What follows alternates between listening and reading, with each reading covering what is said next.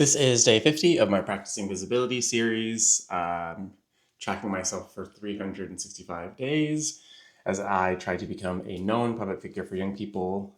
Last week I launched TBM, which is the Better Movement, which will be kind of the work outside of myself. So right now it's mainly Dono Friend, which means that if I'm not doing the work, then the work doesn't happen. I don't have a team. But with the Better Movement, we can start to bring young people, other people who want to facilitate this kind of work with kids, together in one community. So it's not just about me anymore, which is one thing I really did not like. I've never been somebody who's really enjoyed doing it for self gain. Like, that's why I struggled on social media after I left teaching, because when it was me teaching with the kids and it was just authentic and there was flow and we were laughing and having fun, it felt natural. But then it went to just me making my own content, and I really did not like doing that. So this series has helped me get more comfortable just talking about what I feel and how I think and what the work is supposed to be. Again, this is very different from what I thought this project would help me with, but I'm very grateful for it. So I launched the movement last week, and then this week I'm just going to keep posting some quotes, and I might do my first video of me speaking about the topic.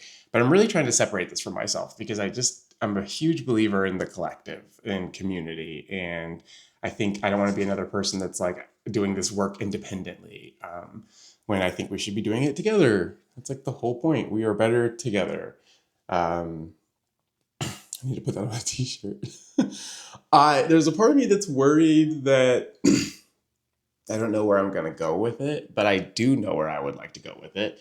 I think that worried part comes from, will I be able to do it? Because in reality, what I would like to do is travel the country and do speeches about this kind of work with young people, to get them excited, to get them to be a part of it, or at least talking about some of the things that we're talking about, showing up better in their lives and being a good influence on the people around them, through living well themselves, and then also taking that work into advocacy and supporting other communities and supporting people in their lives.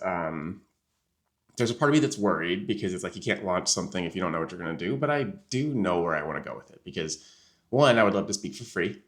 I would love to speak at any place that young people are that I can do this work with. So not just schools, but after school programs, foster homes. Like, I don't know what they're called. I always do this.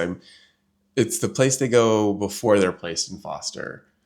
Uh, um, but any kind of young group, detention centers where there are young people, just like having conversations and talking with them about what it looks like for the society to be better, for their lives to feel better, for them to be able to do better. What does that look like? What does that take? And how can we get them to want that? How can we get them to reach for that and think about that stuff more often? And I think one thing that really resonated with young people when I was talking about it was this idea that, like, they don't know that they deserve better because this is just the norm. It's been normal like this. It's like when you tell kids that they don't live in the real world, is a way to kind of invalidate that they go through struggles, which is wild. Because if you're an adult currently telling kids that they don't live in the real world, like, kids are going through school shooting and, dealing with social media being like a parasite, literally trying to take their humanity away from them, while also still being punched down on. They have to worry about their future. They have to worry about affordability. They have to worry about the climate crisis. They have to worry about housing. Like, all this stuff is real for young people and they see it. And not all of them are paying attention, but a lot of them are. This is the point that I keep getting to, is we will kind of just group kids into one group and say they don't care, when that's ridiculous. It's like, you've never been able to group a large group of people together and just speak for all of them, right? It's like, some kids don't care and some kids care a lot. Some kids are terrified. Some kids are being proactive. They're trying to help. Some kids are actively causing harm because they don't see the point in anything. So there's lots of different kids who are out there, and I'm trying to connect with the young ones who don't know what to do. The ones who are kind of like, I don't know which way to go. Should I care? Should I not care? Can I do anything?